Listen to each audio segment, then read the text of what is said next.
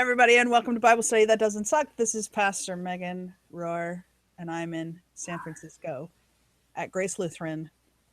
And worship here is on Sundays at 10:30 a.m. You are welcome anytime in person or online, though I've been posting less online because I'm working on a big project that involves politicians. Hi, everyone. I'm Pastor Amanda Zensalo, and I serve at Central Lutheran Church in Northeast Portland, Oregon. Our services are at 10:15 on Sunday morning. You are welcome to join us at the building or online at centralportland.org.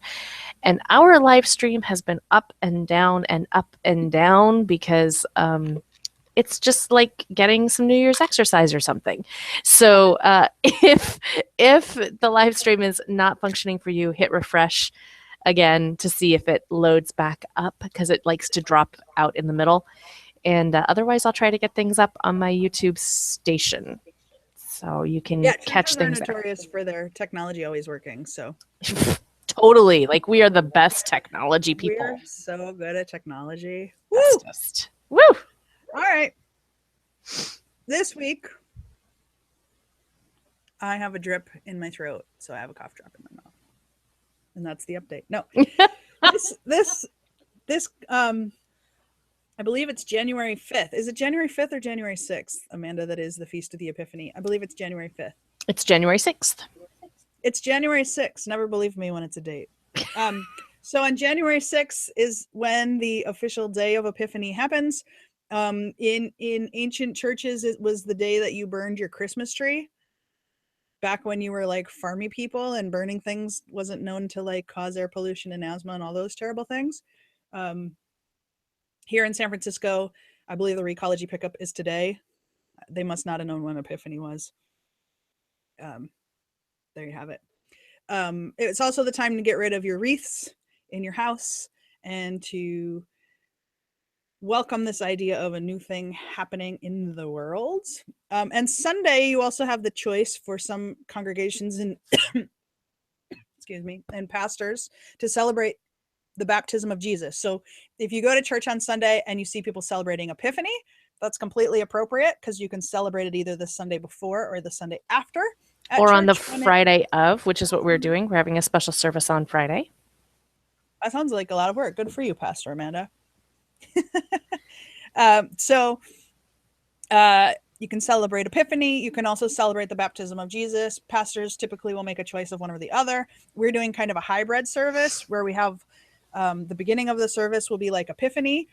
And if you have not been to a church that follows some of the ancient rituals on Epiphany, Epiphany is one of the days when the church building gets blessed with chalk with the date, the year written on the kind of either the door or the main entrance to the church space. And so you might find congregations that are writing on their buildings with chalk.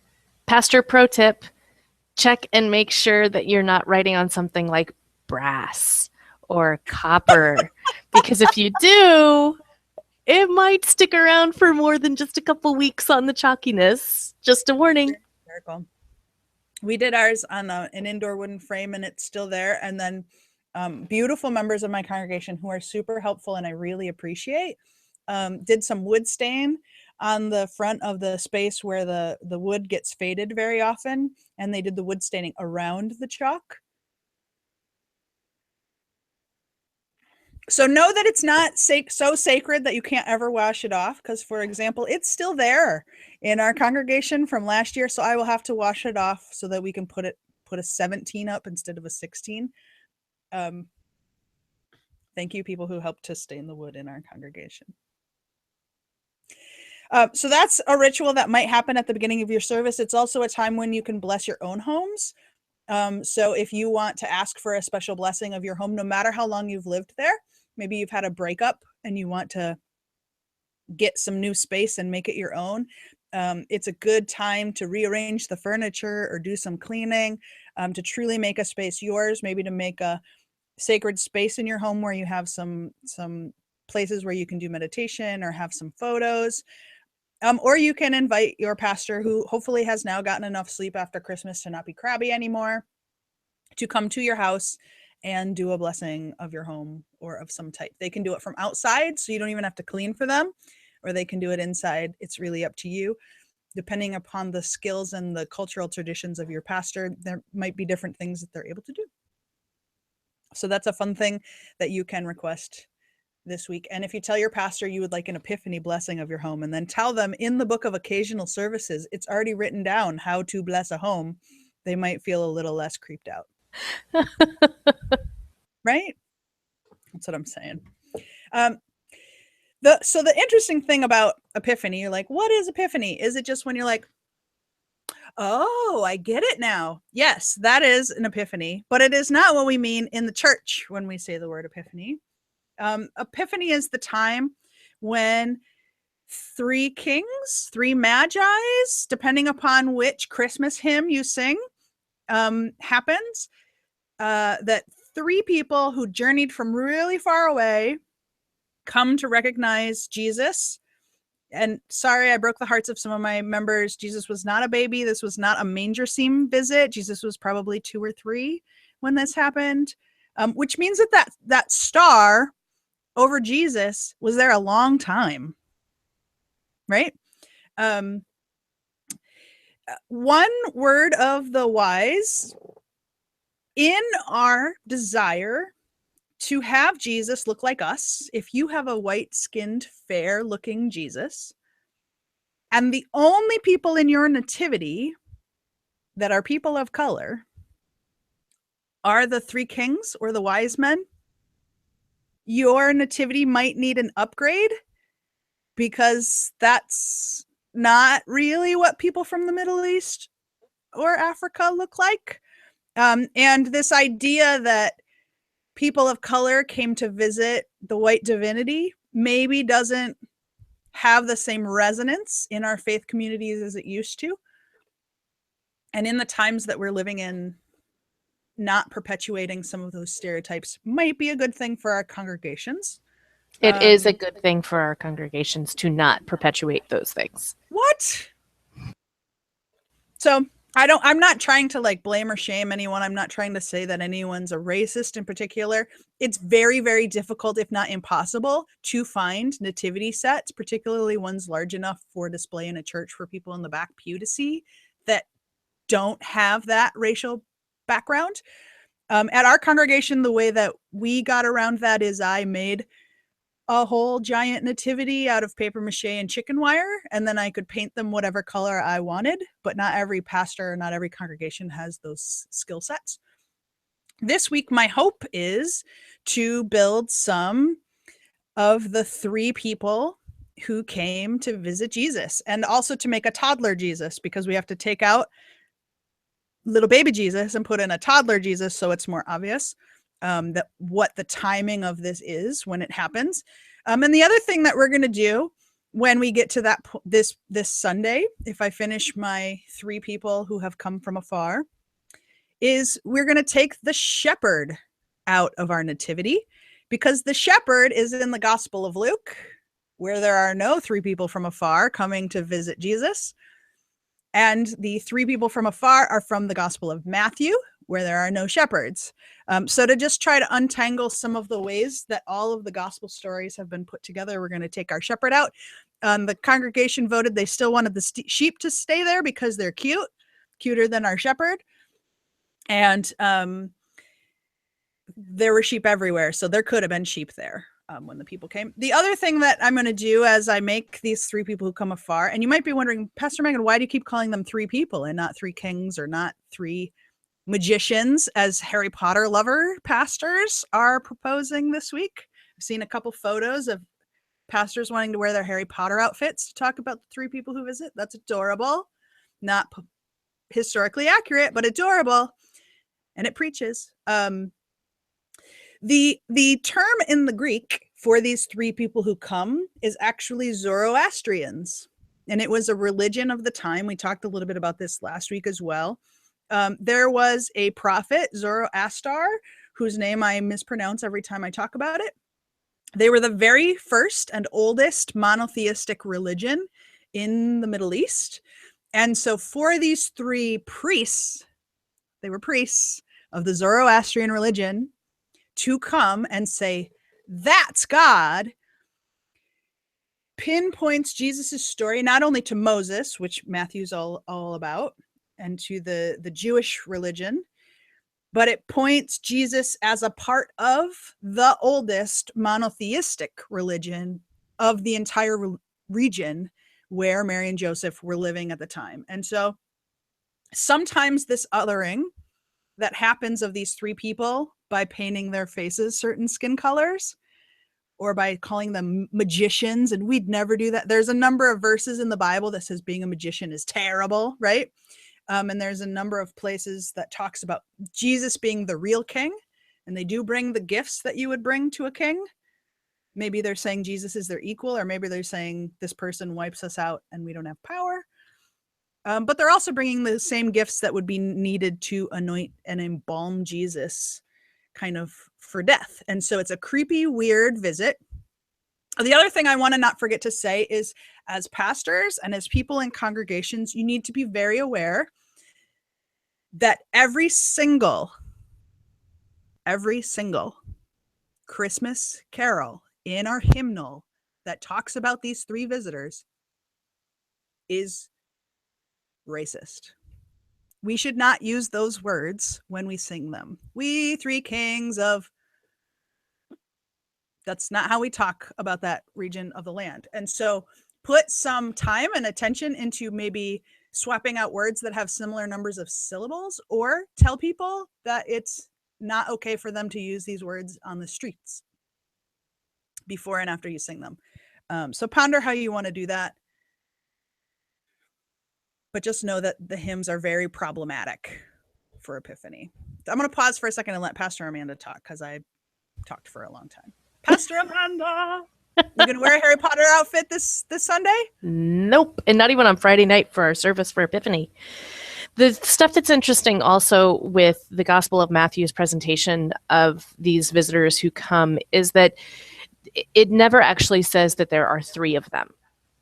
The Gospel says that people came from afar, and we don't know how many there are. The reason why we stick to three is because the named gifts that are offered out of the chests that they carry are gold, frankincense, and myrrh. And so then you get three out of that, and then there's church tradition around naming them and all sorts of... Casper, Melchior, and Balthazar. Exactly. All these weird names and different things like that. So there's lots of different stuff. I'll have a podcast, probably 10 to 20 minute podcast about Epiphany up also on the church basement on our website. Should be published this weekend. So that'll be out, and folks can take a look at that and check that out as well. And that's me babbling for a while about these characters. The gifts are important. What they symbolize is important. But what our congregation is going to do with Epiphany this year is actually take a look at what does it mean for these people to have read the signs of the times, to recognize what is happening, and to be about protecting the Holy Family. Right. So these people who have been able to read the culture and the time and the situation in the world have shown up. They show up to Herod, who is an evil ruler in the sense that he is a ruler who, when he becomes afraid, has people killed, including his own children. He consolidates power. He's a tyrannical leader, right? When we talk about Jesus and Jesus's family, Joseph and Mary going to Bethlehem to be registered, this wasn't like a census. This wasn't like, hey, everybody, make sure that we know where you're living so we can make sure you get your pretty presents at Christmas time. It's like, right, you're going to be registered because we want to know who you are. We want to know where you are. We want to know where you belong to, right? Sounds familiar. These Can't think of anything. Exactly. So this is, these are people who are being registered, and they're being registered by their nationality and their bloodlines and their religion, and then these people who are able to read the signs of the time and who are looking for light and darkness. That's part of the Zoroastrian beliefs.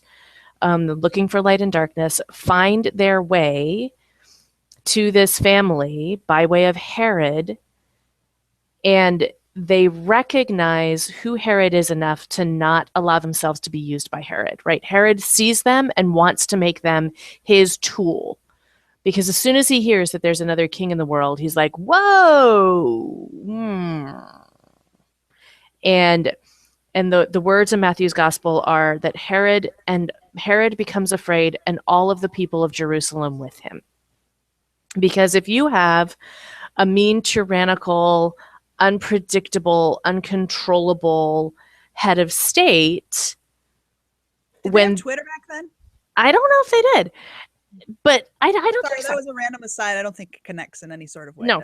So when you have this kind of a leader, when they become afraid, it makes sense that the population around that would also become afraid, and afraid of that leader's fear, right? So Herod tells the guests, the visitors, hey, why don't you go find out where this baby is in Bethlehem? It's just a couple miles down the road, and come back and let me know, because I totally want to go say hello myself. And they are wise enough to recognize that they are looking at the face of someone who will use them to further their own agenda if allowed. Right. And so they continue their journey, and they make the choice to give their gifts and then to warn the Holy Family and then to leave and go home another way, not to go back to Herod and give the information, not to be complicit in Herod's evil intentions, to not participate, to not become a tool of the empire. And so the other thing that's interesting about the wise people in this is that what they do is they offer these gifts that then give Joseph and Mary the capacity to flee and become refugees. Right? So that time, Mary and Joseph and the family, and if we think about it, the likelihood, if Jesus is now a toddler, because Herod has all the children 2 years and under around Bethlehem killed. So if Jesus could be up to 2 years old, the likelihood that by this point in time he has a little brother or sister is pretty likely, because Mary and Joseph, upon Jesus's birth, would have consummated their marriage, and we know that Jesus has siblings.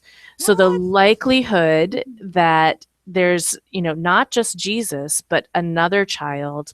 So this family could potentially, probably James, that this family could be losing 2 children to Herod, right? These gifts from these wise people gives them the financial capacity to become refugees. They gather the family and they flee to Egypt, which I believe you said you talked about some last week. Mm-hmm. Yeah, I put some pictures up. I'll put a link to the Egypt spaces. I put a video of myself talking at the very place where they believe that baby Jesus was laid down for a nap while they're hiding. Just happens to be across the street from that place where Moses stopped, at the oldest synagogue in all of Egypt. And everywhere along the map that Jesus's family stopped just happened to be at the exact same spots that Moses had significant life events. I don't know why that might be. Yeah, totally quinkadink. But there's a beautiful mosaic that I posted last week of Mary holding toddler Jesus, and he's so big that she just kind of holds him over the side of the horse, and you're like, she did not do that for days. Like, no way. But it's hysterical. But that was in Cairo. They have, a couple years where they have to be in Egypt before they come back, and I think what struck me only in this Matthew version of the story. Right. I think what struck me about this part of the journey last week as I was preparing for my sermon on the slaughter of the innocents for last week. Oh, you did that. Oh, Wow, I good do for that. you. Yeah. And if we can post a link up on the blog, I've got the sermon up. It's not a bad sermon. I very, very rarely say that I'm content with the sermon, and I'm content with this sermon. Wow. But the pathway that the Holy Family takes, if you've heard anything about a country called Syria right now, Mm-hmm.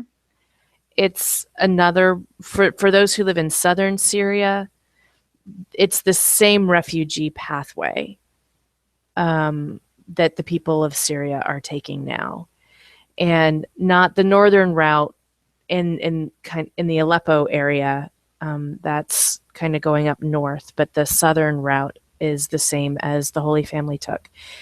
And so on Friday, what we will be talking about in our service is the flight patterns of people in real crisis, people who live in countries where their leaders will kill them, as is happening in Syria, and the desperate things that people will do in order to try to save their children. And we see that in Central American countries, and we see that, right? Like, how do I save my children? And it's the same story that our Christian narrative is born out of, right? It's that kind of a situation that our Christian narrative comes from, and that was the world that Jesus grew up in as a toddler, and grew up in as a teenager, and how he became still, what we see in the baptism of Christ is we see this opportunity in these readings for Jesus to decide who's he going to be as a leader. Is he going to be is he going to be a militaristic zealot who goes out to kill everybody because what they're doing is wrong, or will he choose to be the suffering servant of Isaiah and change the world with nonviolent resistance and those kinds of pieces? How is Jesus going to go? And having grown up in this kind of a world, it's a fascinating conversation. So Friday night, I'm going to put a link up for people in the debates between Malcolm X and Bayard Rustin, okay, particularly about whether armed resistance versus nonviolence is the best means of action. I think it's one of the best transcripts we have of that conversation being played out. And so I'll just put that link up for folk. Great. And so Friday night, we're going to be talking about what does it mean to be, who are we in this story?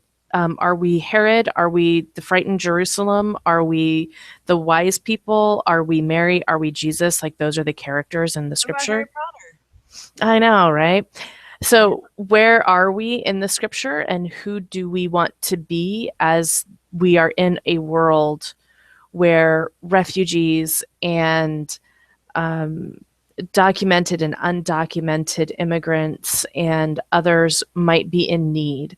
And how do we, and fleeing death, not just fleeing discomfort, right? But or fleeing difficulty or challenge, but fleeing genocide, fleeing death, fleeing LGBTQ folk who live in countries where they would be killed for such a thing. Right. I think right now the biggest genocide that's troubling my heart is in the Philippines right now, where the president has vowed to murder 3 million people because they have addiction issues in their lives, and has already killed an unconscionable number of people. And there's no known way to stop them in the Philippines. So that if you're looking for a list of places in the world to pray for, and you're going to do an epiphany similar to Pastor Amanda's, please add the Philippines to your list. Okay. And these kinds of places, one of the ways that some churches in North America are looking at this kind of work is to look at the sanctuary movement. And cities and congregations are looking at the sanctuary movement and what does it mean, and what does it mean now. and what might it mean in the future as we continue our work together. So that's one of the things that we are talking about The other thing I as a would city. commend to people, because if you're in an ELCA congregation, you might have an annual meeting coming up. And that means that your congregation probably, if they are doing what is required, will be talking about some constitutional amendments that the ELCA passed at their last Synod Assembly gathering in New Orleans. And one of the questions my members had was there's a word, 2 words in the document that they hadn't seen before, and those words are prophetic diaconia. And so I sent them a link to Global Missions, where they have a beautiful, beautiful definition of what diaconia is. And I'll put the link on this Bible study as well, that it is a community that is kind of prophetically looking towards real justice activities that they can participate into to kind of become a beloved community. It's said in a much more beautiful way. And there's a great explanation about why being a prophetic diaconia. Diaconia is just a Greek word that you could roughly translate to deacon or person of service in the world or justice seeker. It's what Simon Peter's mother is named as in the Gospel of Mark. And so I'll put that link up too. I think it's a beautiful thing. So what I'm planning to do, hopefully if I complete it, Pastor Amanda, you'll have to tell me if you think this is legit, but I think it will at least get at something visually that I think is interesting and will cause people at our congregation to kind of ponder in their hearts, as Mary does throughout this story, what is happening. Because I think the idea that the 3 wise people are priests, right? And there hasn't been much emphasis on that visually and in the art community, in the Nativity. I'm pondering making people of diverse interfaith faiths who are the people who have come from afar. So if I am successful in, we'll see if I finish it. It's a crap ton of work. And it hurts a lot because chicken wire pokes you. But the hope is that I'll at least complete some of them. But I like the idea of there being a Buddhist and a rabbi and a Zoroastrian priest and someone who is Hindu, maybe an atheist in the corner with the arms folded and looking mad. No, just kidding. But so I kind of like this as an idea of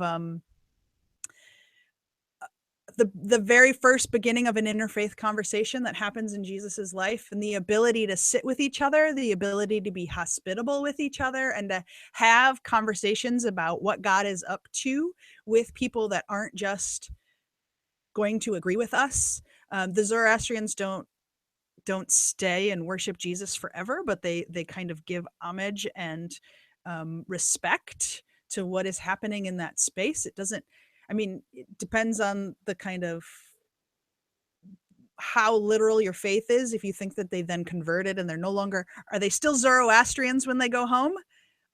Or are they believers in Jesus when they go home? Are they the first people who see God and are converted without Jesus ever performing a single miracle because he's still a toddler? We don't know that answer, right? We can guess. And depending upon our own personal piety, we might have ideas that we come up with after that. I know there's some folklore about it, but we don't know. And so what I might do if I am successful is put some interfaith priests and rabbis and female deacons and things like that who are coming to visit Jesus as a part of this story.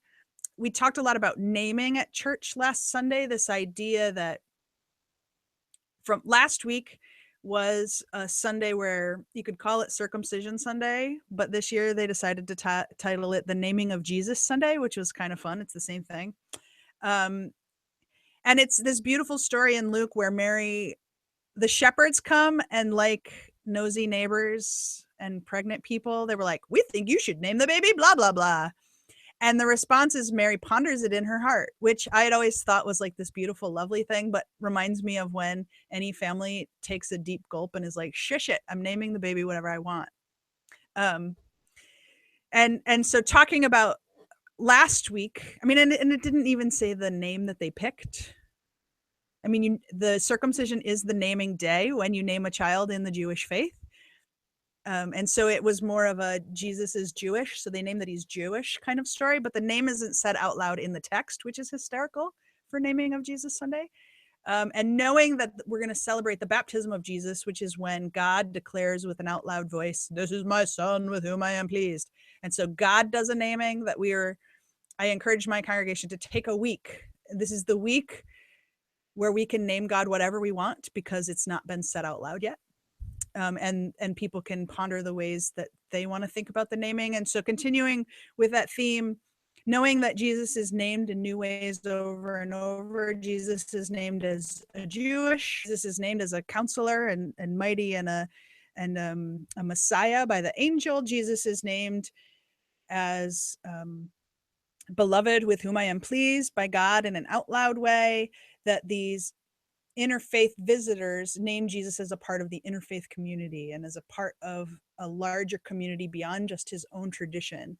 And if you know how Jesus's narrative goes, he proclaims in some of the gospels that he is about more than just being a rabbi to Jewish people, but he also wants to be a spiritual leader for those who don't claim Judaism as their religion. And so his proclamation that he wants to come to save people who are of no faith and of other faiths, for me, I think is a one of the ways that Jesus is kind of being named in the world. And so how cool would it be if Jesus gets calls from different people? That's what we call when someone gives you a job that is faith related. So God can be like, "You're my dude, you're going to do great stuff in the world." And your mom can have expectations and is like, "You're going to grow up and be a lawyer," or whatever moms do, right? Your beloved partner can have expectations about what you're going to be up to, and they might have names for you based on them, like, "Oh, you're my houseboy," or "You're my whatever," right? So we have intimate names for each other that call us into certain kind of roles in the world. And so I like to think about Epiphany as this interfaith moment where people of other faiths and no faiths at all are calling Jesus to speak to them too, not in the like colonizing, become Christian or I will murder you way that happened in California and in Mexico and in too many places around the world that we still haven't fully repented for. So not in the turn or burn, literally, Salem witch trial kind of way, but in an open, expansive, God is no longer the stones of the temple. God is everywhere, and you can find God in so many beautiful different ways. So if I do manage to be successful and create these kind of people of faith, that kind of will be what I'm up to for those who are pondering it. What do you think? What do you think about that, Pastor Amanda, of having, because they are priests, right? So you can, it's kind of like, this is my 5th time through the 3-year cycle of the Bible. You got to pick a different way to kind of see the same story, or you bore even yourself. Totally. Yeah. I think it's a fascinating way to go. I think I might be. And one of the things that I really love is the word, for anyone who's familiar with the educational program Godly Play. It's a great style of Sunday school education that I highly recommend. If you know anything about it, go ahead and go look it up. If you don't know anything, they're spendy. Their tangibles are very spendy. You could probably make them yourselves. I'll just put that out there. But the one piece that I love about it is they have this thing where they just say, "I wonder." Mm-hmm. And instead of saying, we know these things, we can say, "Well, I wonder what it would be like to really lift up that these were priests from another religion, another time. Let's wonder about that together." Because the word wonder just really opens up the conversation, and it takes us away from dogma and needing to be right, and allows us to enter into the kind of mystery of stuff. So I love that you are wondering about those things with your people this year. Yeah, we'll see what happens. Awesome. We'll see if I finish it. Good luck. That's a lot of work. It is a lot of work. But I already got the Christmas tree down. I haven't put it all up in the attic yet. That is more work. More work than a service on Friday. Just saying. Is it? Yeah. But who takes your Christmas tree down? You probably have a committee, right? The trees are down. Oh. We have 4 giant trees, but they don't get lights and they don't get decorations and they don't get any of those things.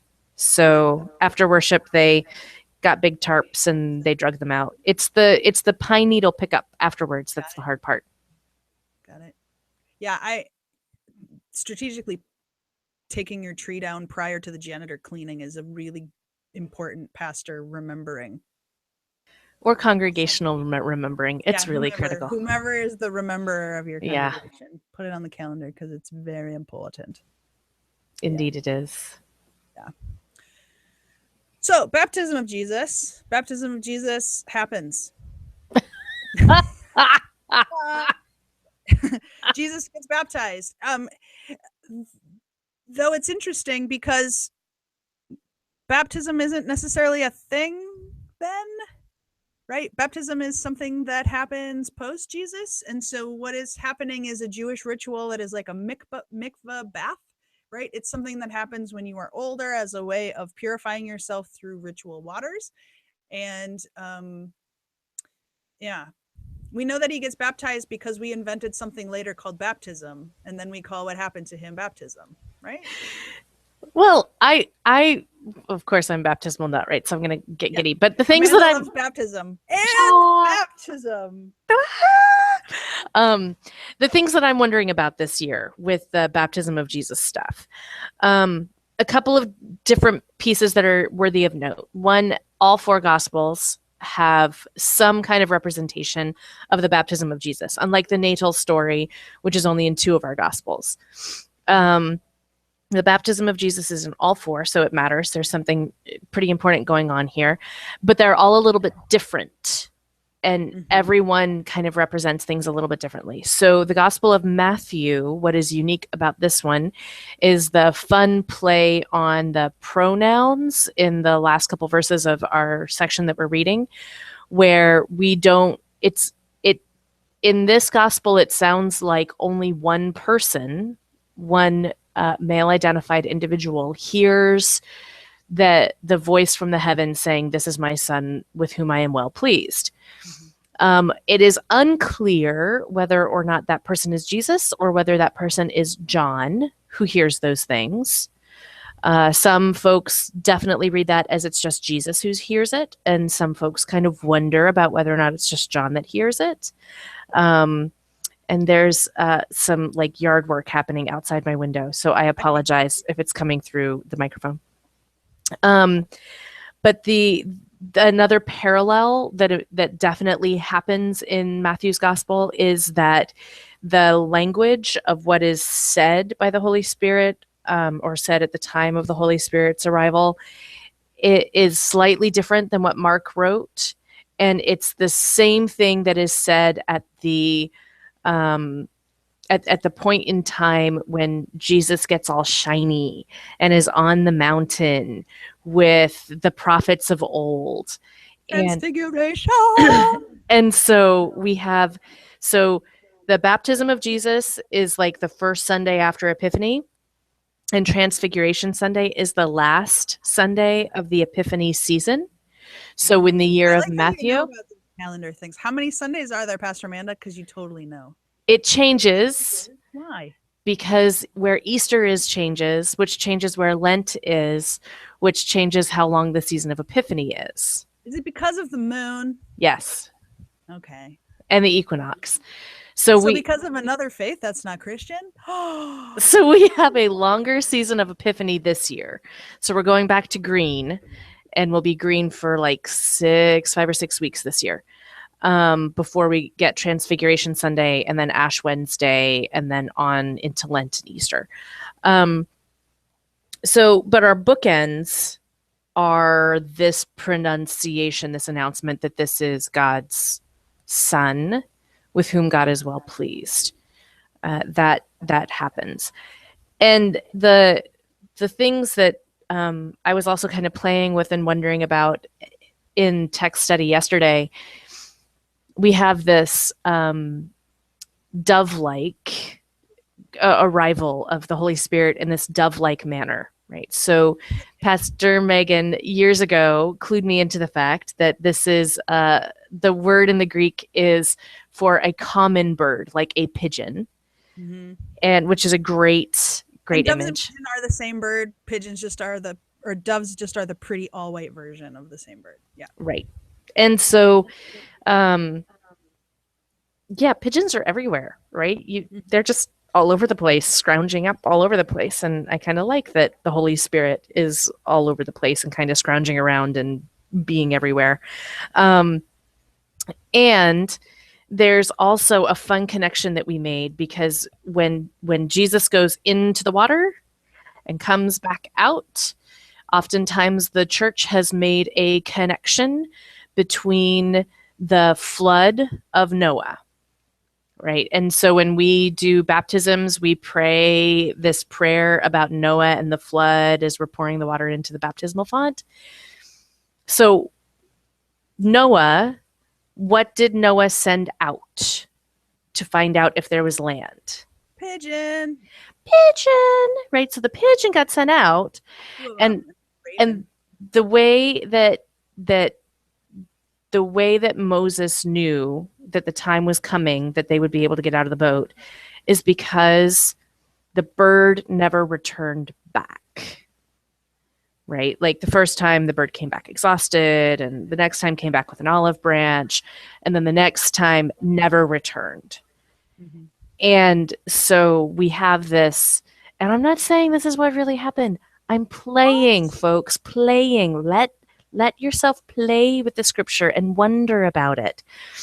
But where do we then see this kind of a bird alight? Well, we see this bird alight on Jesus. So, and on statues all over the world. All over the world. But it's that's kind not of what a light means. No, a little different. but this, you could kind of play with this idea that the new land, the new world, the new opportunity, the new whatever that comes from the destruction of the world, and God saying, I will never do it this way again. I will never destroy the world. I will never change the world from darkness to light through destruction again. And the next time we see God really trying to change the world from darkness to light is in Jesus. And again, we see this dove that comes, or this bird, this pigeon, this flighted thing come and alight on Christ at the time of baptism. So there's some fun stuff to play with. If you're at Grace or just on my Facebook page and you wonder, because I just made some new paraments, if you wonder why the bird flying over the water in the paraments is carrying a twig with leaves in it, it's to also help people make that visual connection. We have a triptych that has the Noah story in it right next to Jesus to kind of make that connection for people. And congregations that have 8-sided baptismal fonts, octagonal baptismal fonts, have that with the idea that there were 7 days of creation, and that the 8th day of creation is Jesus, and Jesus coming into the world. And it's not a mistake that the 8 number of the creation is on the baptismal font and not on something else. Like you don't have an octagonal altar, you have an octagonal baptismal font. And so all of these connections go back to a lot of the ancient symbols, which is like way too much to figure out all of them. Even Tom Hanks couldn't do it in just one movie about Mary Magdalene being the chalice. Oh, did I ruin the end of that movie? So yeah, it's very fun. If you are someone who loves church art, this is a fun time of the year. If you are someone who just has never made these connections before, it can be really fun. Woo! Yeah, Pastor Amanda always has to make either a face or a noise when the word baptism is said. It's like a baptism Tourette's. So yeah. And there's also a reference back if you were in church on Christmas Day and you had a congregation that read from the first chapter of John at the beginning, where it talks about this idea that at the beginning of the world, when the world was made, it was called into being by words being said out loud. And the idea is that Jesus was those words that were said out loud, that Jesus was at the beginning of the creation of the world, and the swirling chaos that was before an OCD God sorted everything in that version of the creation story. Those swirling chaoses were water as well. And so God, because the first thing that happens is water is separated from dry land. And so the very first act of creation is kind of controlling waters. Throughout the gospel text, you'll have story after story after story of Jesus trying to also continue to control waters. This is not a mistake. In addition to Zoroastrianism being kind of the most popular religion of the Middle East at the time of the writing about Jesus, in Old Testament-y times, you'll see a lot of language in the Psalms about sea monsters and about the god of the ocean or the god of the seas. That was one of the most popular gods that was in kind of the pantheon of gods in the Middle East in ye olde writing the Hebrew Bible time of the world. And so these references that Jesus or God the Creator are the other gods that their neighbors also worship is a really old, really long tradition, and the narratives bend around them. So if someone else had a really cool story about a deity, plug your ears, everything is literal, people. But if their neighbors had a really cool story or idea about the deity, faithful people who were writing down the Hebrew text and writing down the Greek text would say, that's a great story. Must be about Jesus or about the same God I'm talking about, because there's only one God. Baruch atah Adonai Eloheinu melech haolam, right? Like, I did it wrong, but you know what I'm talking about. I just blessed things instead of saying the Shema. But if you think about the Shema being a part of Hear, O Israel, the Lord our God is one, then every time you hear a cool story about a cool God, then you make that story about the one God that is yours that you recognize. And so know that continued. That continued in our history and in our traditions. Rose windows that are said to be reminders of Mary celebrate the number 13, which was really important to traditions around those church spaces that first brought them into being. The fact that Easter is centered on the moon is because there are so many pagan folk for whom the cycles of the moon were very important. And it's not a coincidence that there are so many ancient relics. In fact, many of the ancient wonders of the world are dedicated to when light will happen, when time for planting will happen again. You see them in the cenotes in Mexico. Entire religious rituals around when the harvest will come. And so in the gospel scriptures, you have story after story about Jesus pointing out when the harvest is going to come. So know that it's a very long history to make a collage of faith stories and to explain what our one true God is like. And it is unfortunately, at the same time that all that beautiful collaginess of interfaith activity was happening, it's also been as long a story of opposing groups saying, no, screw them, let's murder them. And so at the same time that there were people saying, no, that story's a great story, we'll just put it in our text, there were also simultaneously people saying, you're telling that story, I'm murdering you. You're getting circumcised, I'm murdering you. And part of the reason for baptism being a Christian tradition is because people who were circumcised got murdered. And baptism was invisible. And it became too difficult then to discover who was a Christian, because you couldn't, even though we proclaim that the mark of the cross is forever noticeable on your forehead under a glow light that Jesus will use at the golden gates. That's not a thing, but you know what I'm talking about, right? Even though we proclaim that we are marked by the cross forever, it's still invisible when you leave that space. And it was because of safety and danger and people being slaughtered. And so just know that these are both sides of this coin. Call it the Tao, right? The good and the evil come from the same origins. And at the same time that you had folk painting beautiful stories and incorporating all of the symbols of other religions onto our styrofoam Christmas tree ornaments in Christian churches, you also had people who were off slaughtering people. And it wasn't just Herod, it was sometimes the folk that we were rooting for who were doing this thing.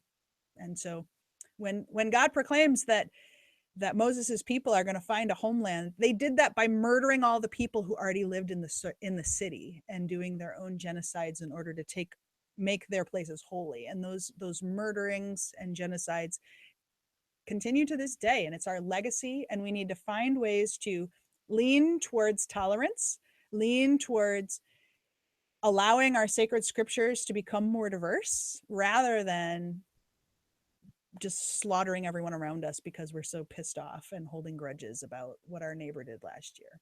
So those are some thoughts that I have about kind of the connections of artistic symbols that you'll see around the church, the histories and practicality about what they were up to. Yeah, and honoring kind of the fact that we could talk about this for days and days and days, because these are things that obviously Pastor Amanda and I are super passionate about. I'm going to give Pastor Amanda the last words, and then we will send you off on your way with best wishes, because anyone who has made it this long into our Bible study has it's a feat. Good for you. And Good on you. any closing thoughts about baptism or artistic symbols or things that people can look out for kind of visually in the church? Just watch for them and let yourself wonder. I think the signs and symbols that surround us in the church and in the world are really powerful and important things to be watching and wondering about. So let yourself watch and wonder, and let yourself kind of play and imagine and Google things and see what comes up. And one way to do that and get some more safe stuff is to maybe look at things and Google like Jewish symbolism of birds. There you go. And that way you might not get a lot of websites that are literal. She's over here with her head down trying to get scritchies. Come here, Anna, step up. It feels like the kind of do. Here she is. Here's the Anna. She was just getting head scritchies, and now she's like, what's happening to me? Why am I on camera? Love me. You're on camera because of the Holy Spirit. Because she's beautiful. And she's being very snuggly today. Except that she's not being snuggly. She wants on her perch. But one of the books that I really have liked, that I was taught about in this doctoral program that I'm doing, is called The Encyclopedia of Jewish Symbols. And it's got lots of information in it about all kinds of different symbols and things and information. And it's a great place to start if you're wanting to start looking at, here's a fancy schmancy word for you, if you're wanting to start to look at the semiotics of the metaphors that you can find in our Holy Scriptures. That's a great place to get you running down the rabbit hole and starting to dig and look at things. So I recommend it. It's worth it. You can see and learn all kinds of things from it. So. Yeah, and if you're a pastor, you got a new budget year for your continuing education supplies. Go for it. Recommend it. Yeah. All right, folks. Have a great Sunday weekend stuff. Have fun bringing your wise people to your nativities. Mm-hmm. Maybe paint them before you bring them out. Maybe not. I don't know. It's up to you. I would.